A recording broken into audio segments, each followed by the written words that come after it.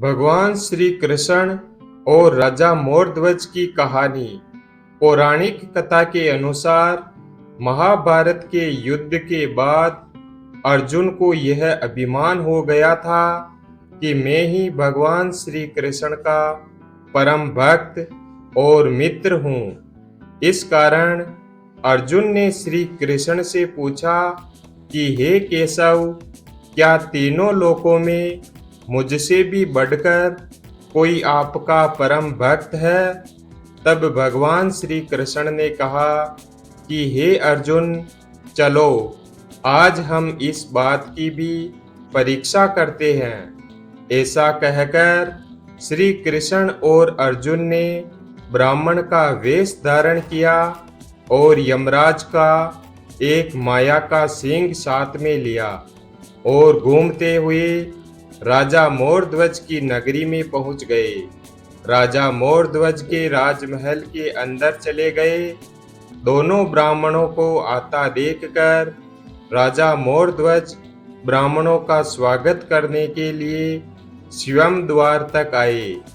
राजा मोरध्वज ने दोनों ब्राह्मणों को प्रणाम किया और उन तीनों को बड़े ही आदर के साथ अपने महल के अंदर ले गए।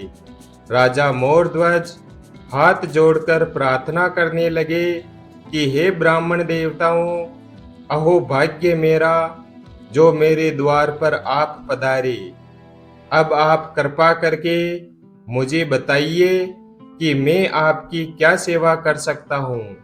तब भगवान श्री कृष्ण ने कहा कि हे राजन, हम बहुत दिनों से भूखे हैं, अतः हम भोजन करना चाहते हैं। लेकिन हमारी एक शर्त है कि हम भोजन जब करेंगे जब आप हमारे साथ जो यह सींग है, इसके भोजन की व्यवस्था भी आप स्वयं करेंगे। तब राजा मोरध्वज बोले कि हे ब्राह्मण देवताओं, मैं आपके सींग की भी समुचित भोजन की व्यवस्था कर दूंगा। इसके लिए पशु के मांस की व्यवस्था करता हूँ। तब भगवान श्री कृष्ण बोले, राजन, यह कोई साधारण सींग नहीं है, यह मानव का मांस खाता है। इसलिए अगर आप हमें भोजन करवाना चाहते हो तो इसके लिए प्रसन्न होकर अपने हाथों से दोनों पति और पत्नी मिलकर तुम्हारे पुत्र ताम्रध्वज को आरी से चीरकर हमारे सींग को डालना होगा। और हाँ, ध्यान रखना होगा कि इसके लिए तुम्हारे मन में किसी भी प्रकार का कोई शोक नहीं होना चाहिए और ना ही दोनों की आंखों में से एक भी आंसू नहीं आना चाहिए। अगर दोनों राजा रानी में से किसी ने भी एक भी आंसू बहाया तो हम बिना भोजन करे तुम्हारे द्वार से चले जाएंगे।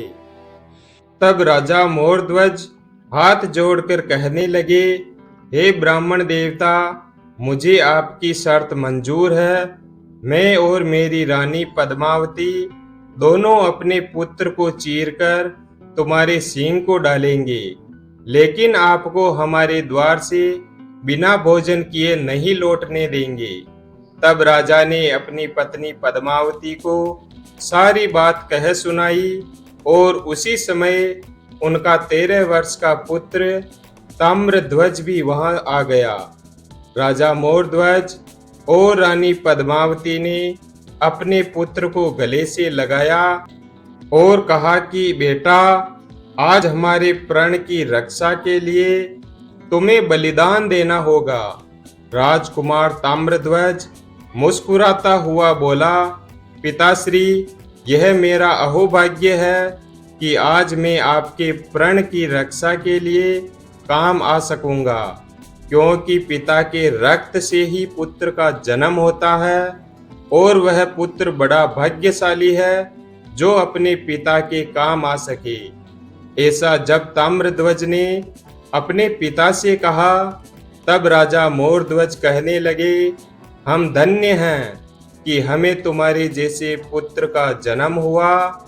ऐसा कहकर भगवान श्री कृष्ण और अर्जुन के सामने राजा मोरध्वज ने अपने पुत्र को जमीन पर सुलाया और आरी पकड़कर एक तरफ अपनी पत्नी पद्मावती को बिठाया और दूसरी तरफ स्वयं राजा मोरध्वज बैठ गए।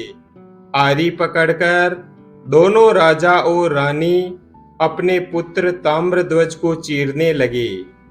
जब राजा मोरध्वज और रानी पद्मावती ने भगवान श्री कृष्ण के सामने अपने हाथों से अपने पुत्र को दो भागों में चीर दिया और एक आंसू तक नहीं बहाया, जब अपने पुत्र को इस प्रकार चीरकर राजा मोरध्वज ने हाथ जोड़ करके भगवान श्री कृष्ण से कहा कि हे ब्राह्मण देवता, अब आप भोजन करिए। हमने तुम्हारे सिंह के लिए भी भोजन की व्यवस्था बना दी है। जब एक शरीर का टुकड़ा सिंह को डाल दिया गया और राजा रानी के देखते देखते शरीर के एक टुकड़े को सिंह खा गया, तभी रानी पद्मावती ने भगवान श्री कृष्ण और अर्जुन को भोजन परोसा। राजा मोरध्वज कहने लगे, भगवान, अब आप कृपा करके भोजन करिए। तब भगवान श्री कृष्ण बोले, राजन, एक थाली और लगवाइए। राजा ने कहा कि भगवान, एक थाली और किसके लिए लगवा रहे हो? तब भगवान श्री कृष्ण कहने लगे, यह एक थाली तुम्हारे पुत्र के लिए लगाओ। राजा मोरध्वज बोले, हे ब्राह्मण देवता, आप कैसा मजाक कर रहे हो? हमने हमारे हाथों से हमारे पुत्र को चीरकर सिंह को डाल दिया, उसके आधे शरीर को सिंह खा भी गया। तब भगवान श्री कृष्ण बोले, आप थाली तो लगवाइए। तब राजा मोरध्वज ने रानी पद्मावती से कहकर भोजन की एक थाली और लगवाई। तब भगवान श्री कृष्ण बोले कि हे राजन, तुम अपने पुत्र को आवाज लगाओ। उसी समय जब राजा मोरध्वज ने अपने पुत्र को आवाज लगाई, बेटा ताम्रध्वज, बेटा ताम्रध्वज, जितने में पिताजी पिताजी कहता हुआ ताम्रध्वज दौड़ता हुआ आ गया। अपने पुत्र को जीवित देखकर राजा मोरध्वज और उनकी रानी पद्मावती की आंखों में प्यार के आंसुओं की धारा बहने लगी। राजा मोरध्वज और रानी पद्मावती श्री कृष्ण के चरणों में गिर गए और कहने लगे कि आप कौन हैं और आपने हमारी इतनी कठिन परीक्षा क्यों ली है?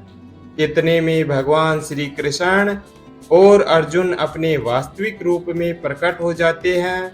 भगवान श्री कृष्ण कहने लगे, धन्य हो राजा मोरध्वज और धन्य है तुम्हारी अतिथि सेवा। तुम्हारा जैसा दानवीर न तो कोई हुआ और ना ही होगा। मांगो, क्या वरदान मांगना चाहते हो? तब भगवान श्री कृष्ण से राजा मोरध्वज कहने लगे, भगवान, अगर आप मुझे वरदान देना चाहते हो तो यह वरदान दीजिए कि इसी प्रकार से मैं अपने कर्तव्य पथ पर कभी भी ना डगमगाऊं और आपकी कृपा मुझ पर सदैव बनी रहे। भगवान श्री कृष्ण ने मोरध्वज को आशीर्वाद देकर कहा, ऐसा ही होगा। इसके बाद राजा मोरध्वज कहने लगे कि हे भगवान, अब आपसे मेरी एक विनती है।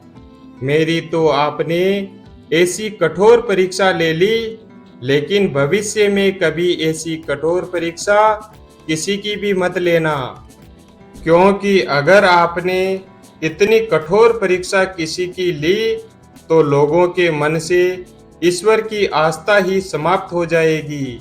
इस प्रकार भगवान श्री कृष्ण राजा मोरध्वज, रानी पद्मावती और ताम्रध्वज को आशीर्वाद देकर लौट जाते हैं।